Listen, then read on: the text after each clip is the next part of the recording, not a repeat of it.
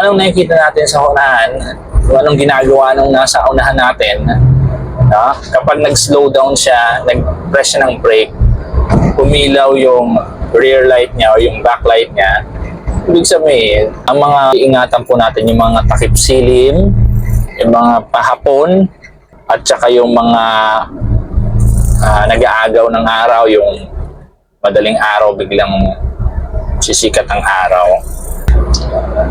Ayan. Observe natin yung truck na yan, nagpipreno. So, preno din ako. Gagayahin ko lang siya.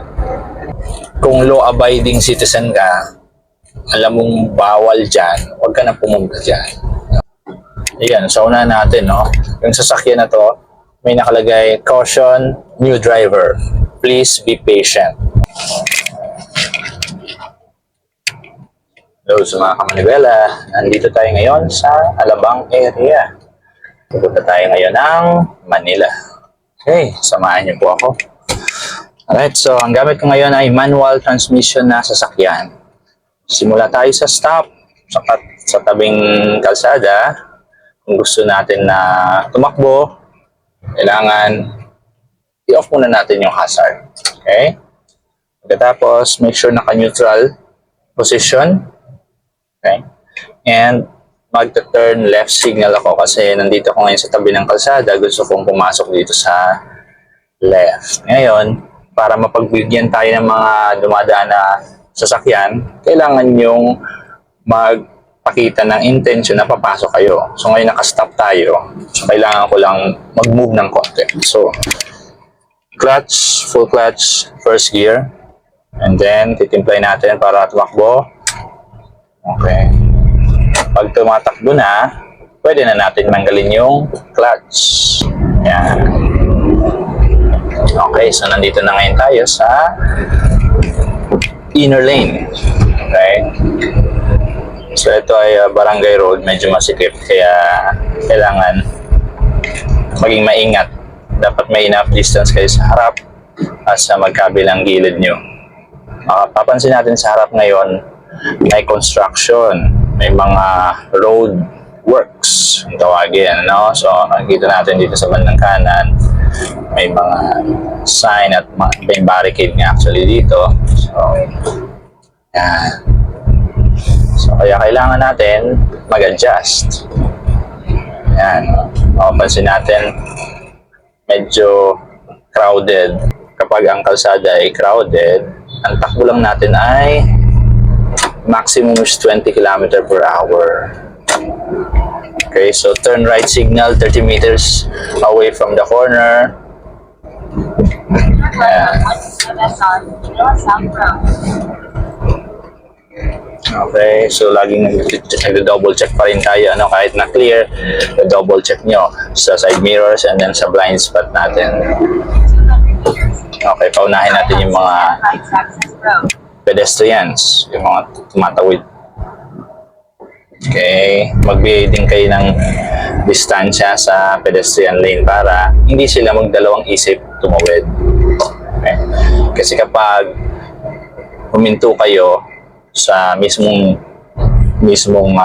tapat, halos tapat na ng pedestrian, ang tendency, yung mga gustong tumawid, magdadalawang isip kasi masyado na tayo malapit. So, kailangan may distance pa rin kayo dun sa mismong line ng pedestrian.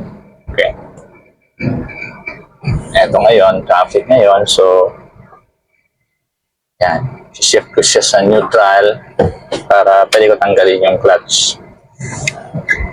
May space na ako. First gear ulit. Takbo ulit. Okay. Nandito tayo ngayon sa ayan, no? City of Muntinlupa.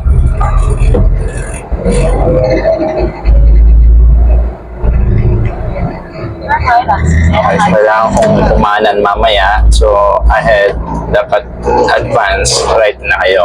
Huwag kayong kakanan dun sa mismong kanto kasi syempre, ito yung right turning right. So, dapat dito na kayo pupwesto sa right bago pa man kayo makarating sa kanto.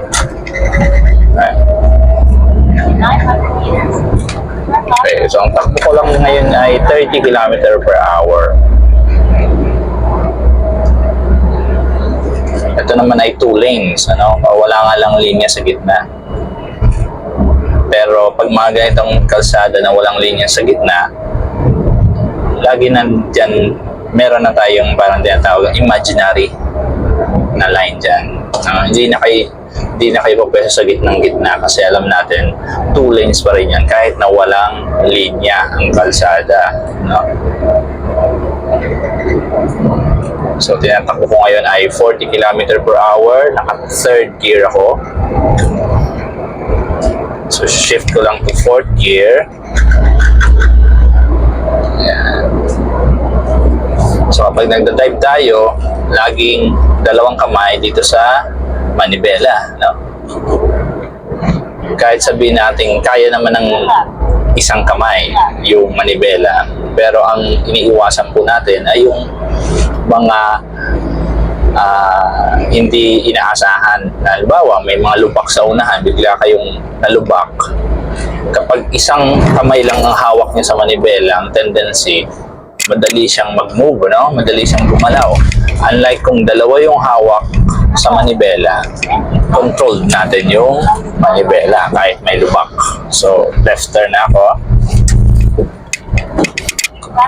So, from 4th gear, nag-2nd gear lang ako. Ayan, may toll gate. Ayan. So, preno, brake ng konti. Alright, tingnan natin kung ma-detect. Ma-detect ba? Okay, na-detect. Okay.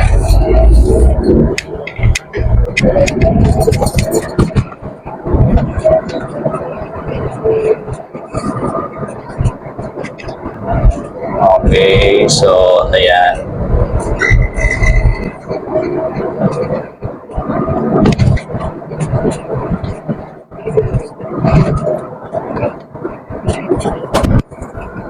Alright. Ayan, pag curve, nakaalalay na lang kayo sa brake. Ayan, tapos pag mabagal masyado, then continue. Okay. So, exit tayo sa kanan. Kasi tatahakin natin yung papuntang Manila. Okay, so ito, makikita natin, merging to. Galing ako sa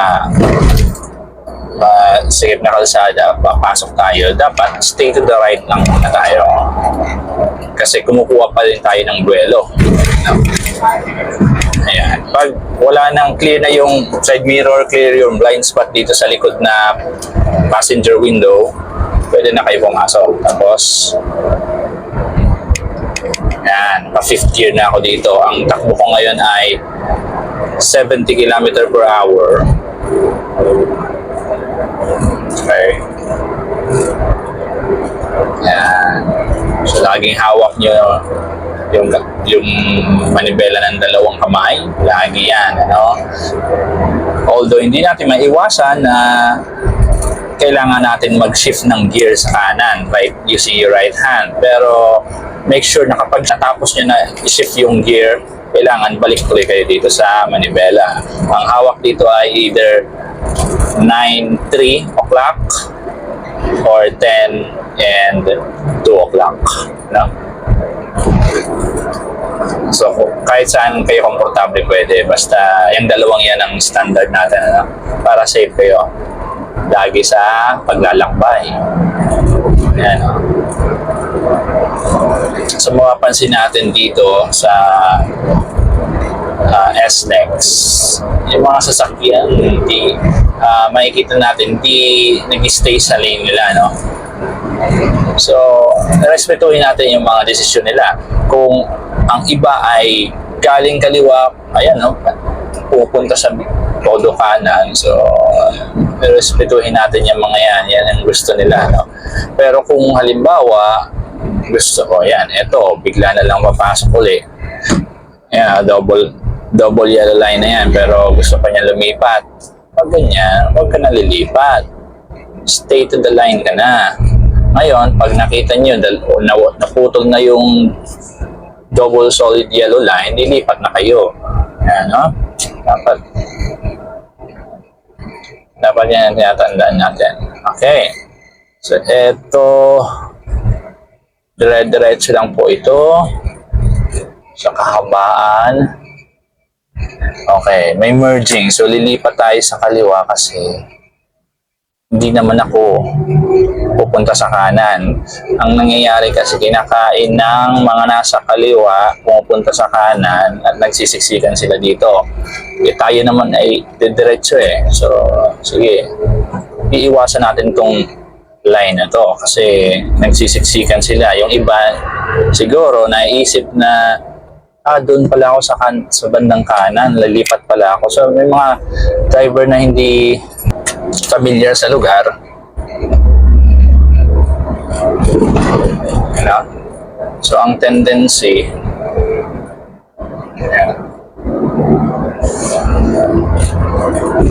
lipat. So, dito tayo lang sa baba muna. Anyway, pareho lang yung nasa taas na yan. Yung difference nga lang, syempre, minsan may traffic dito sa ibaba.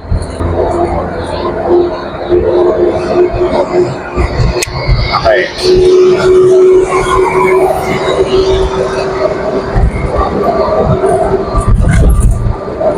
Alas parehas lang naman, traffic lang dun sa toll lalo.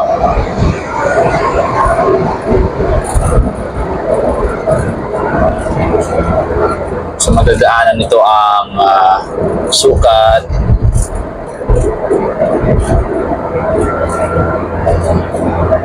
and so ang takbo ko ngayon ay 80 km/h. Wala po tayong iapakang clutch.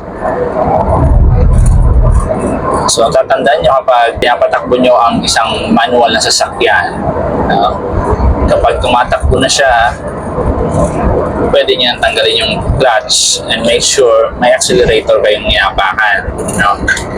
Huwag nyo hayaan na nakabitaw lang yung clutch ng walang accelerator. Lalo na kapag nagsisimula pa lang kayo mag-start, mag-drive, kailangan talaga titimplahin nyo yung clutch at accelerator.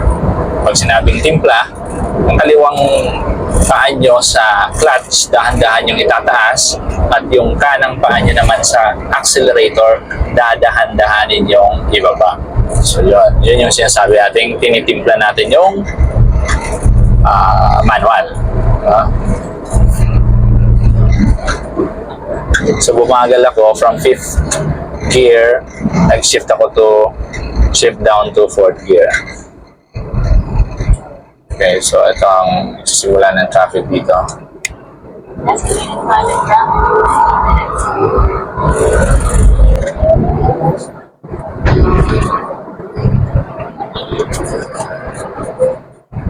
Okay.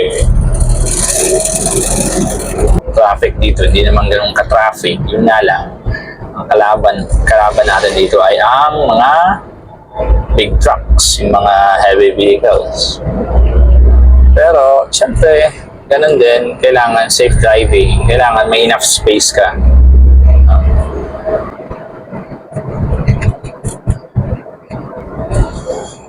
Yan. So, ito, tuloy-tuloy na ito. Hanggang lumabas ng Magallanes.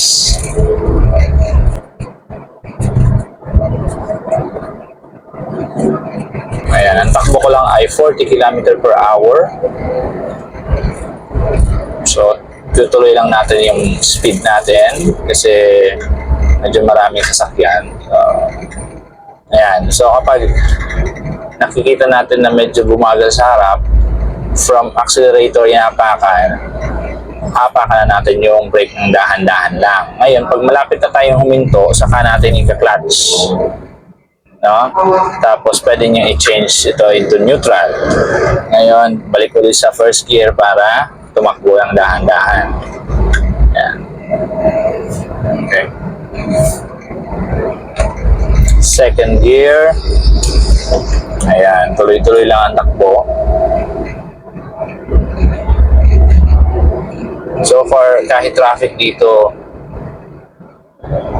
tuloy-tuloy pa rin naman ang takbo, no? Mabagal na lang. Pero okay pa rin.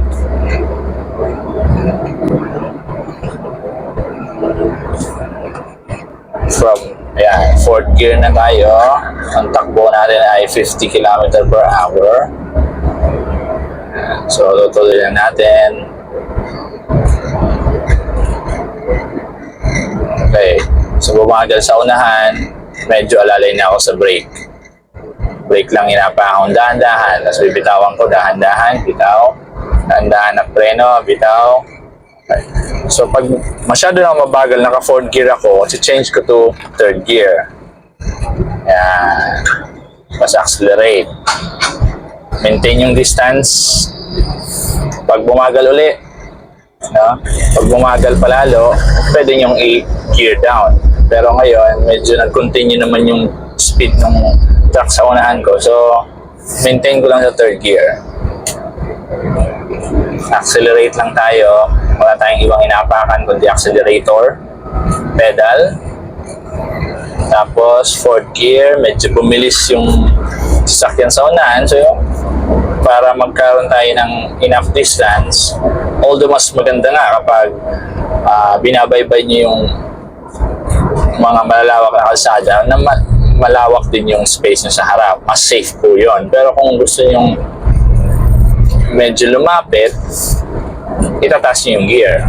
Ngayon, kung medyo bumagal uli, alalay sa brake, and then yung gear down natin from fourth gear to third gear. So, yan, third gear na ulit tayo. Ang takbo natin ay below 40 km per hour. So, nakikita natin na nagpe-preno sa unahan, no? So, preno din tayo.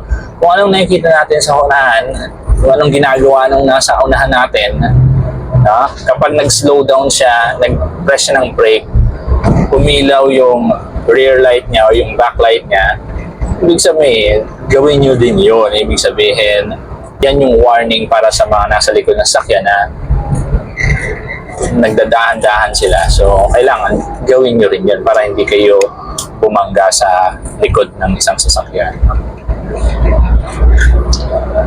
Ayan. Observe natin yung truck na yan. Nagpipreno. So, preno din ako. Gagayahin ko lang siya. Sobrang bagal ko na. From third, gagawin kong second gear. Nasa 20 km per hour na lang tayo. Pero good pa rin kasi tumatakbo pa rin tayo. Okay, bumili sila. So, third gear. Yan.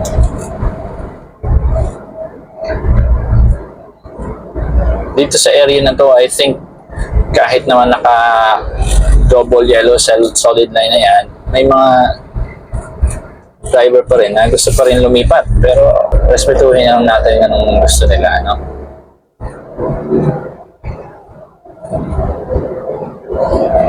Okay, malapit na sa sukat. Ayan, no?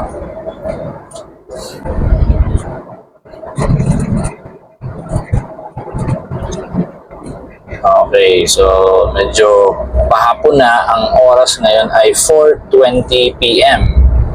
So kapag mga ganito, medyo pahapon na, pwede na tayong mag-start mag-turn ng light. No? So yung light control natin, ita-turn lang natin yan ng isang beses. So na-twist ko lang siya ng isang beses kasi medyo padilim na. Okay, so neutral ko muna. Nakalalay sa brake. First gear ulit. Okay, so again, kapag medyo madilim na yung kalangitan, kailangan natin mag-start mag-dim light. No? So yung isang ikot lang na o isang twist lang sa light control nyo para sa dim light. Ngayon, kapag sobrang dilim na, doon na ngayon papasok yung headlight nyo on, meaning twice nyo nang iti-twist yung light control nyo. Pero sa ganitong panahon, kahit dim light lang okay na. Para visible lang kayo sa likod nyo at sa harap.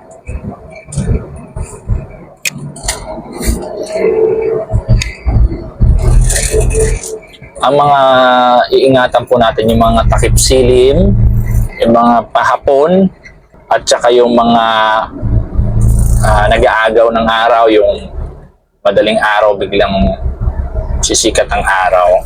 Yung pasikat pa lang yung araw, ang sunrise, yun, kailangan nyo mag-light doon, mag-headlight. Okay?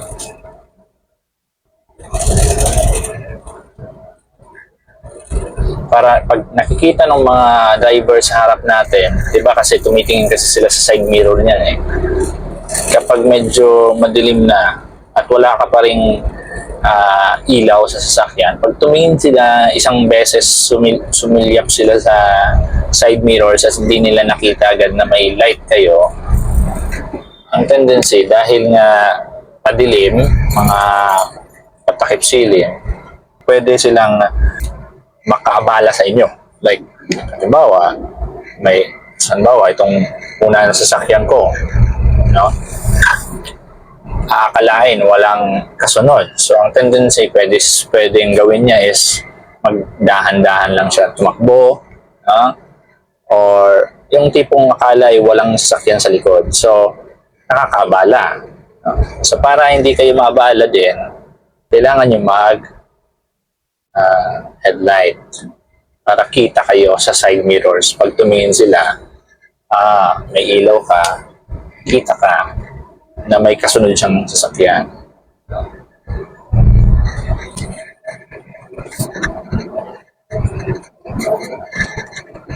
Tuloy-tuloy pa rin tayo. Ang takbo lang natin ngayon ay 10 km/h neutral. Unahan natin ay, ayun to, ayan o, nag-brake. Ayan huwag tayong tututok dyan sa mga heavy vehicles na yan kasi kapag kuminto yan sa harap nyo, nakahinto, nakita naman natin, kapag huminto yan sa harap nyo, ayan, at susulong uli, ang tendency, aatras yan ng konti, malaki yan. So, kung halimbawa ang kalsada ay medyo incline pababa, pwede yan umatras ng mas maraming distance, So, pwede kang tumama kapag nakatutok ka sa likod. So, make sure na kapag pupwesto kayo sa mga big trucks or sa mga heavy vehicles, may enough distance kayo sa harap. Ayan, broken line na itong right ko, lilipat ako. Check sa side mirror, check sa blind spot. Dalawang beses nyo tingnan para sigurado for safe driving. And then, pwede nyo na i-turn off yung right signal. Okay. Okay, so ang preno din tayo. Then, change to neutral. Okay. Bakit kaya lumipat yung dito? Ang possible reason ay itong line na to ay papuntang isang exit.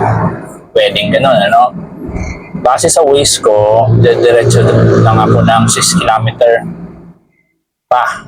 Okay. So, ang gagawin ko ngayon, kapag may chance ako, lilipat ako dito sa gitna. Pero may truck sa likod ko eh. So far, sabay naman to, tumatakbo. So, okay pa. Pero once na nagkaroon ako ng chance, lilipat ako dito sa gitna kasi babaybay pa ako ng 6 km. Okay, so may chance ako. Okay, doon lang tayo kasi medyo mas mabilis pa rin itong line na to. Okay. May truck uli. Dito na tayo. Lipat na tayo kay truck sa likod nito. Okay. Ayan. Ayan nakapreno siya Okay. So make sure may enough distance ka kasi baka biglang umatras yan. Okay. So from neutral, first gear lang tayo.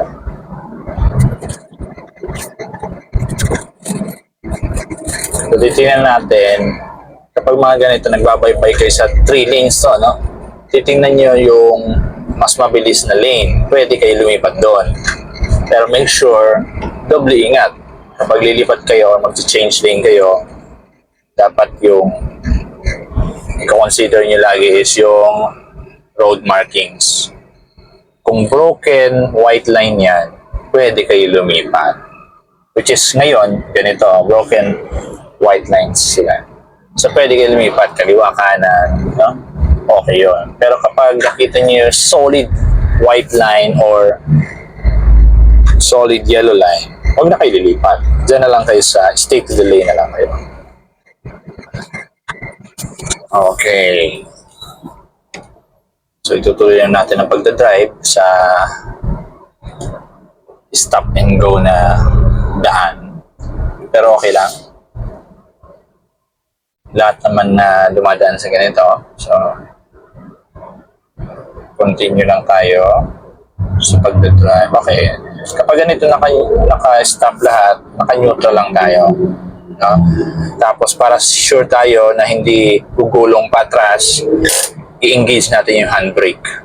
Tapos, hindi na kailangan apakan yung pedal nyo sa baba. Wala na kayo apakan. Kung mag-continue, brake, remove handbrake, first gear, clutch, first gear, and then accelerate.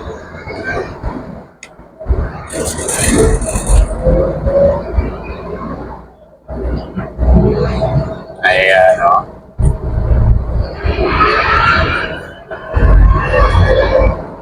So, mapapansin natin yung kaliwang lane medyo mabagal. So, stay to the lane na lang tayo sa gitna. Kasi total, mas mabilis pa rin naman ito. So, from second gear, okay. From stay to second gear lang tayo kasi ang takbo ng unahan natin ay 20 km. Okay. Brake and then clutch to neutral. Ayan, kapag tumatakbo pa rin, no, ibig sabihin pababa tong kalsada, naka-neutral lang ako. Ibig sabihin pababa tong kalsada, wala na akong inapakan. So, kung gusto kong change ng gear, second gear pwede, no? Kapag tumatakbo naman siya. Ayan, no?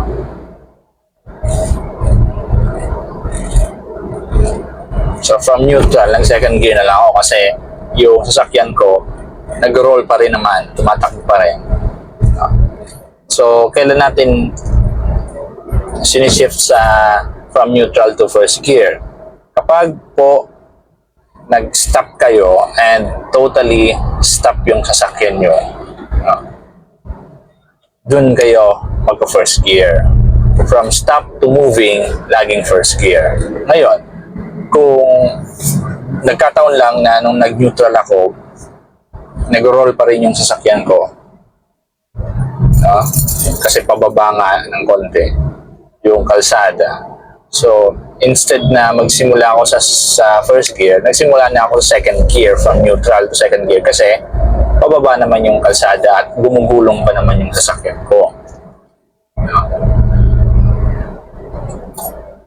Okay, brake. And then pag malapit na kayo maghinto, i-press nyo yung clutch. No? And then, it's either i-neutral nyo. Okay, kaya nito ngayon, naka-neutral lang ito. Pero nakalalay pa rin ako sa brake. Ayan, kasi pababa yung medyo downhill ng konti yung kalsada. And then, second gear ako from neutral kasi tumatakbo pa naman siya. Okay? Pero kung totally stop yung sasakyan nyo, magsisimula kayo mag-drive, lagi kayong mag-shift from neutral to first gear. So, accelerate tayo, then brake kung bumagal sa unahan, and then lipat ulit sa accelerator, at saka pag bumagal, alalay ka sa brake. Hapa ka ng dahan-dahan yung brake. Ayun, so nakikita natin ngayon, double yellow solid line na. Ito. Ibig sabihin, malamang merong exit dito sa kanan. Yan. Pero sa ways ko, hindi naman ako mag-exit sa right. So, stay to the lane lang tayo sa gitna.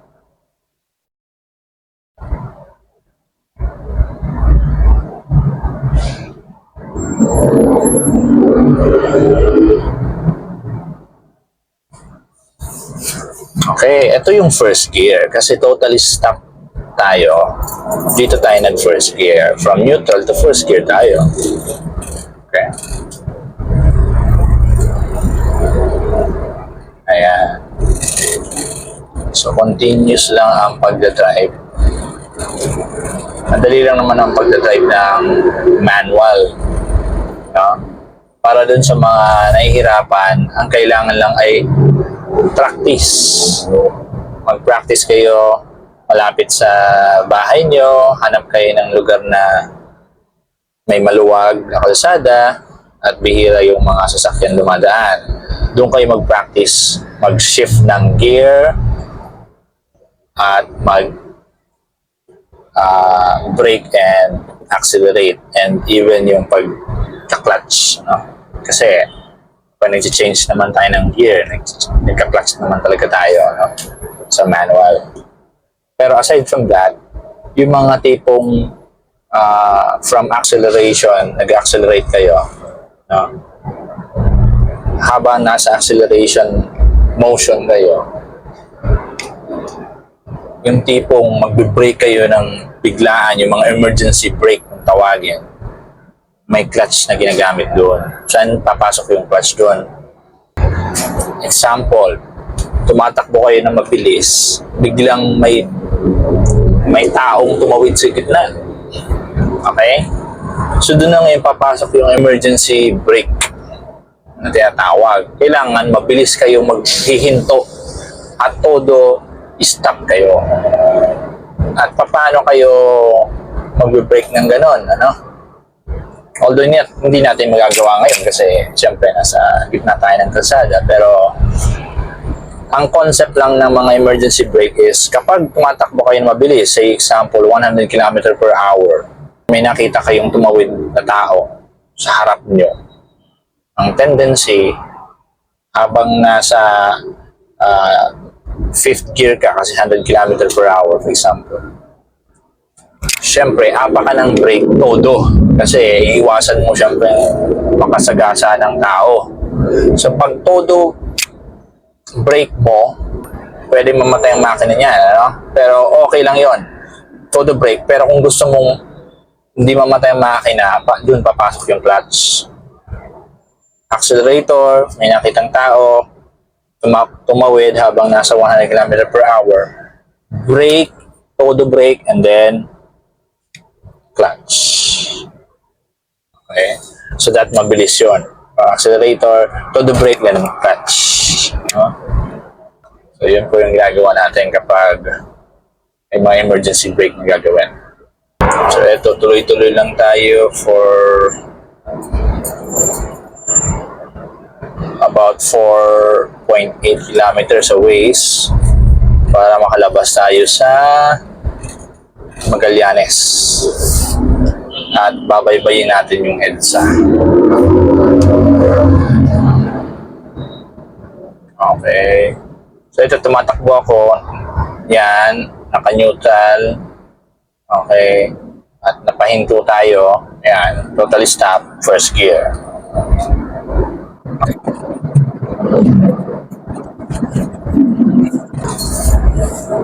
Ayan, mukhang mas mabilis na yung left lane natin, ano? Kasi gusto na nung truck na nasa una natin lumipat. Okay. Kung may pagkakataon, pwede naman tayo lumipat. Pero sa ngayon, kung gusto nyong lumipat, by the way, kailangan in advance, titingnan nyo yung side mirror nyo kung may malawak na space. Ito ngayon may malawak, ano? Ayan, o. So, pwede ako makalipat. May malawak, ibig sabihin, itong sasakyan na ito at saka yung sumusunod, malawak yung pagitan nila. So, dun kayo pwede mag-change lane. Pag may clearance ka, no? May tamang clearance ka sa dalawang sasakyan. pwede ka pumasok. Pero kung sobrang magkadikit naman yung dalawang sasakyan na yon, hayaan mo na muna silang dumaan sa iyo.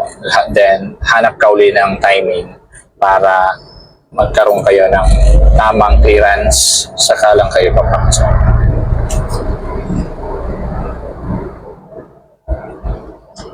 So, mukhang mababagal itong gitna kasi puro to truck or puro to heavy vehicles.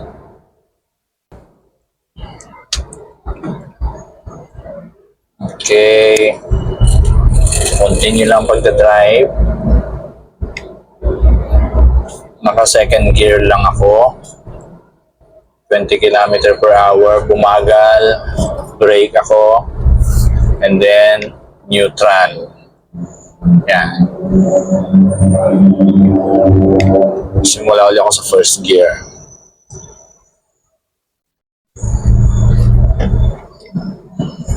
Okay. So, naka-first gear ako, naka-brake ng konti dahan-dahan. Pag malapit na mamatay, magka-clutch kayo. Malapit na mag-fully stop, magka-clutch kayo. Change to neutral and then first gear ulit.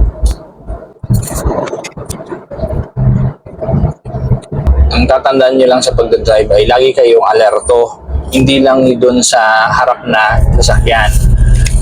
May rules po tayo na ang recommended, bukod sa tumitingin tayo sa harap na sasakyan, no? Meron din tayong rule na 5 to 10 seconds, titingin kayo sa left and right na side mirrors. Yun yung recommendation. Kahit nga 3 to 5 seconds, titingin kayo. Bakit kayo titingin, no? Sa side mirrors? Ang purpose po nun, para makita nyo yung mga nangyayari sa mga gilid nyo. Hindi lang yung harap nyo. Kasi ang harap nyo, madalas talaga yung nakikita kasi nagdadrive kayo, nakaharap kayo.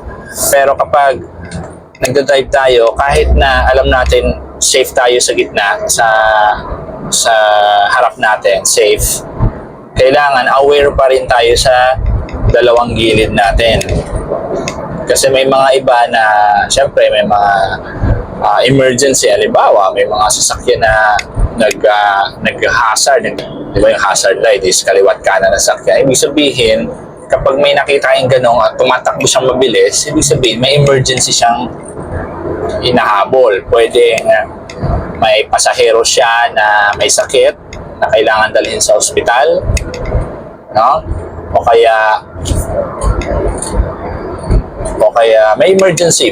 Basta may mga emergency na kahit na mga normal na sasakyan, pwede pong magkaroon ng emergency yan. Pag naka-double or naka-hazard light sila, ibig sabihin may urgent na kailangan gawin. So, pag ganon, nakita nyo sa side mirror nyo habang nag-check kayo every 3 to 5 seconds or even 10 seconds, tingin kayo. Pag may nakita kayong ganon, slow down kayo. Unahin nyo yun. No? So, kaya importante na hindi lang tayo tumitingin sa harap, kundi dapat aware din tayo sa left and right side mirrors at saka rear view mirror nyo. Titingnan nyo rin. Okay. So, eto, 4th gear to 5th gear ako. Ayan, unahan na natin itong malaking truck para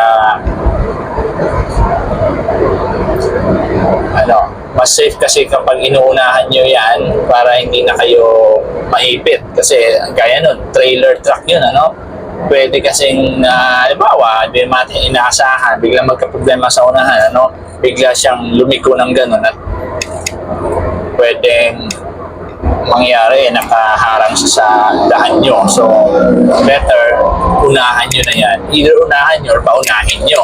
Okay?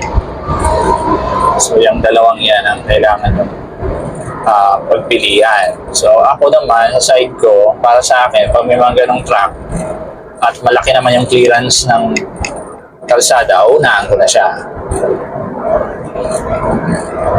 Ayan, going to Magallanes to the right. So, pwesto na ako dito sa gitna.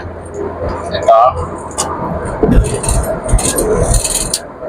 Okay, so naka-light pa rin tayo kasi medyo madilim na nga. So pwesto na ako sa right. Double check sa blind spot and side mirror. Okay. Okay, so exit dito. Keep right. Okay. Okay, so ang takbo ko ngayon ay 80 km per hour. Okay, papasok tayo sa toll gate.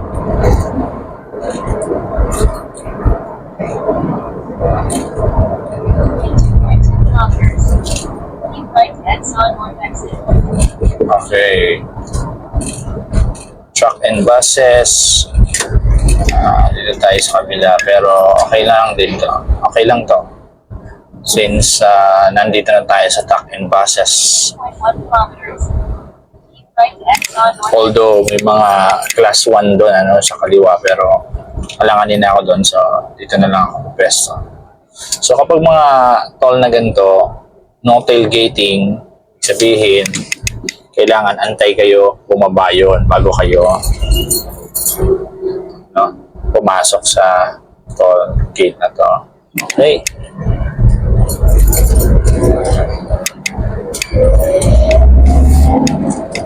So continue tayo mag-drive. Ito ay palabas ng Magallanes. So 4th gear, 60 km per hour. Pwede pa mag-increase pero alam ko may merging dun sa unan. So instead of increase, di na ako mag-i-increase. Ang gawin ko na lang, stay sa 4th gear ako. Ayan na nga, merging na. Ayan. So, alalay na lang ako sa brake. Dahan-dahan. Bumaba yung speed ko, so ginawa kong 3rd gear from 4th to 3rd gear. Ayan. Okay. Ngayon, labas tayo sa right side. Doon pa pala yun sa unahan.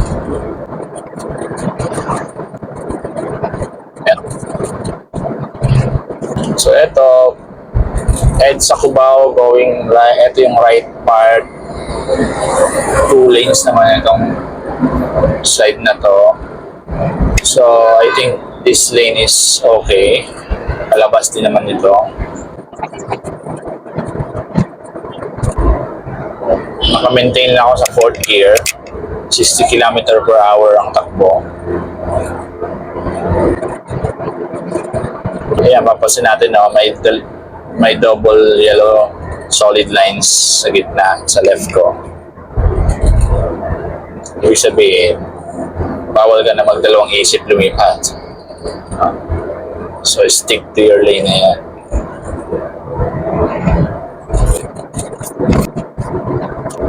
Ito ngayon, palabas na tayo ng Magallanes, EDSA. Okay, so pagpababa naman, huwag na kayong mag-accelerate. No? Nakaalalay lang kayo sa brake. Pag sinabi alalay, nandun yung paa nyo sa may taas ng brake. Hindi nyo naman inaapakan, pero kung halimbawa maging mabilis yung pagbaba nyo, di papareho nyo. Pero kung tama lang naman yung bilis ng or ng speed ng sasakyan pababa, so nakalalay lang kayo. Naka-ready lang kayo just in case kaproblema yung accelerator nyo. So dito dadaan tayo ng tunnel ni Ayala. Okay, so mapapansin natin yung mga sasakyan. May iba na may headlight na or kahit dim light. Malaman yung may ilaw na sila kapag umiilaw na yung tail light nila, yung backlight nila. Bukod sa preno, kasi ang preno alam natin, yun yung red light na matingkad. Pero kapag hindi naman matingkad, ibig sabihin meron na silang light mag-turn on na sila ng light kasi nga madilim na yung kalangitan.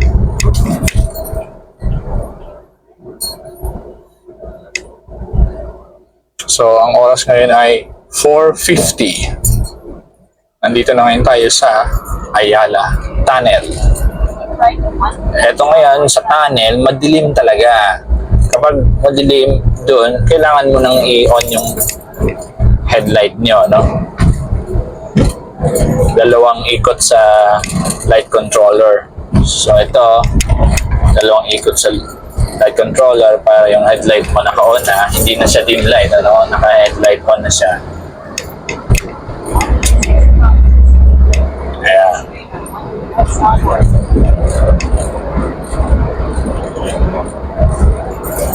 so ito, may sasakyan na truck dito sa kaliwa ko. Medyo mag-increase ako ng speed para maiwasan na yung truck sa harap ko, no? Para hindi na siya.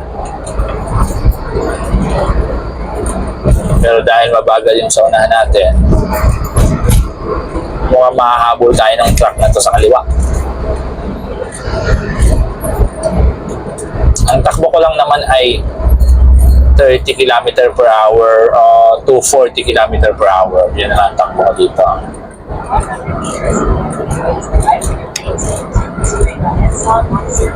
Okay. So paglabas natin dito sa Ayala Tunnel, i-reduce ko yung light ko to dim light lang. So twist ko pabalik ng isang beses. Okay, may narinig tayo ngayon na emergency vehicle sa likod na likod. So ito, gagawin natin, dadaan-dahan tayo dito.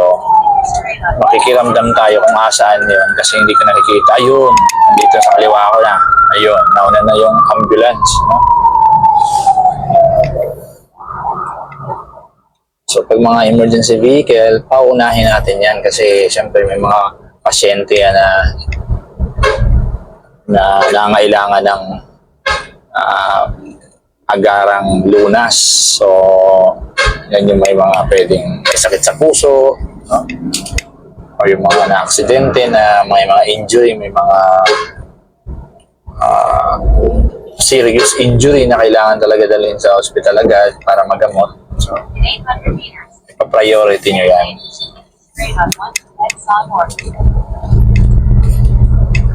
Okay. So from Ayala Tunnel, ang labas natin, Buendia. Okay. Brake. Okay, then clutch, neutral. Mukhang mabagal to dito ngayon. Okay. Then first gear ulit. By the way guys, kapag nasa EDSA kayo, tandaan nyo, ang yellow lane dito sa EDSA ay bus lane. So, itong kaliwa ko, may yellow lane yan. Bus lane yan. Okay? So, huwag kayo papasok dyan. Hayaan nyo yung ibang mga private vehicles na pumapasok dyan. Pero, ang ito, bawal po ang private vehicles dyan sa kaliwa. Although, ang nangyayari kasi, kaya pumapasok yung mga private vehicles dyan sa yellow bus lane kasi itong area na to, wala dito yung bus stop. Walang bus stop dito sa middle ng Ayala Tunnel papuntang Buendia. Wala pa yung bus stop. No? Wala pang bus stop dito. Kaya ang nangyayari, yung mga private vehicles, pumapasok na dyan. Pero kung talagang maigpit ang enforcer dito, yung mga yan, huli yan. Kasi violation yan. Kung law-abiding citizen ka, alam mong bawal dyan, huwag ka na pumunta dyan. No? Pag sinabing law-abiding citizen, ibig sabihin, sumusunod ka sa mga regulasyon ng gobyerno. So, huwag ka na papasok dyan. So, doon sa area na yun, wala kasing bus lane or walang bus stop. Okay. Pagdating dito, ayan o, 5 lanes na siya uli. Alright, nandito na tayo sa may Buendia MRT Station. 5 lanes. Ngayon, doon naman sa una-una na after nitong Buendia MRT Station, nandun yung bus stop.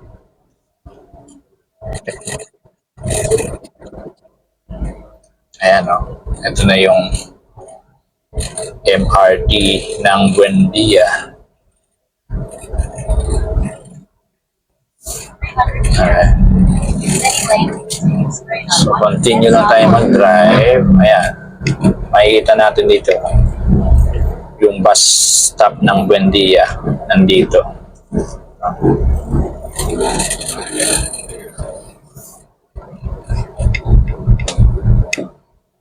Okay. Ayan. So, una natin, no? Yung sasakyan na to, may nakalagay, caution, new driver. Please be patient. Okay din yan, ano? Kapag baguhan lang kayo mag-drive, mas mainam, maglagay kayo ng sticker na ganyan. Nakalagay, new driver, please be patient. So kung halimbawa ako, nakita ko siya, maintindihan ko agad na okay, bagong driver to. So pwedeng mabagal lang siya tumakbo sa unahan. So maintindihan ko siya, no? So, mas maganda kung meron din kayong sticker na ganyan kung nag-aaral pa lang kayo at baguhan lang kayo sa EDSA. No?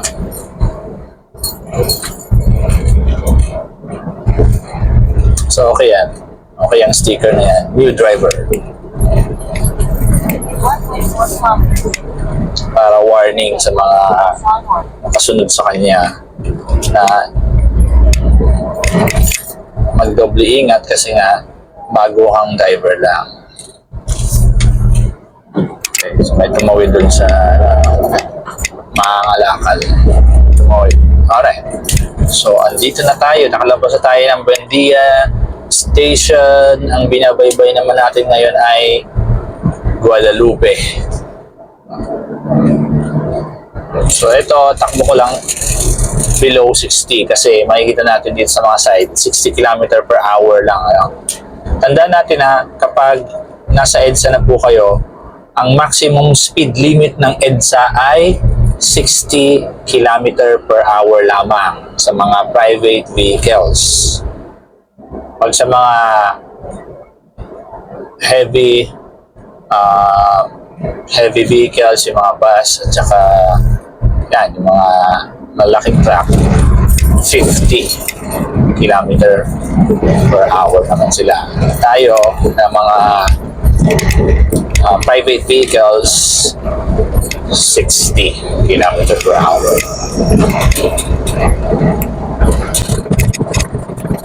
Okay. The traffic sa unahan. That's okay.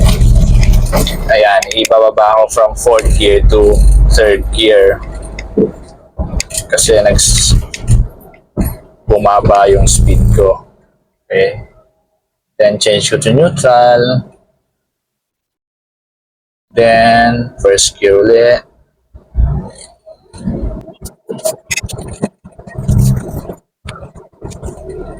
Second gear tayo ngayon. Okay, then first gear ulit. Alright. So, ganun lang po ang pag-drive ng manual na sasakyan. So, para dun sa mga nag-aaral pa at gusto pang gusto pang mahasa ang kanilang skills sa pag-drive, ang kailangan lang po ay constant practice. Kapag may mga oras kayo sa hapon, practice kayo. Kahit gabi, kung kaya nyo, practice kayo. Kasi kapag nag-drive naman po tayo, wala pong panahon yan kahit maulan. Kasi minsan kahit sobrang init, binaybay nyo yung isang kalsada. No? Tapos yung mga hindi inaasahang ulan na mabigat na ulan. No? So kailangan naka-ready kayo dyan. So paano tayo maging ready sa ganung mga sitwasyon? practice.